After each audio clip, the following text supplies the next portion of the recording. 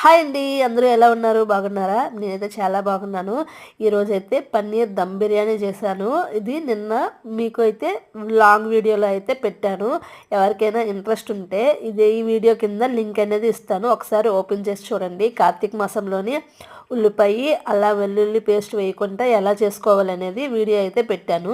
ఎవరికైనా ఇంట్రెస్ట్ ఉంటే మాత్రమే ఒకసారి చెక్ చేసేయండి. మీరు కూడా రెసిపీని ట్రై చేయండి. ఎలా వచ్చిందో కామెంట్ బాక్స్లో కామెంట్ పెట్టండి. బిర్యానీ అయితే చాలా పర్ఫెక్ట్గా పొడి పొడిగా చాలా బాగా వచ్చింది. మీరు కూడా రెసిపీని ట్రై చేసి ఒకసారి చేసిన తర్వాత కామెంట్ బాక్స్లో కామెంట్ పెట్టండి ఎలా ఉంది అనేది పన్నీర్ దమ్ బిర్యానీ.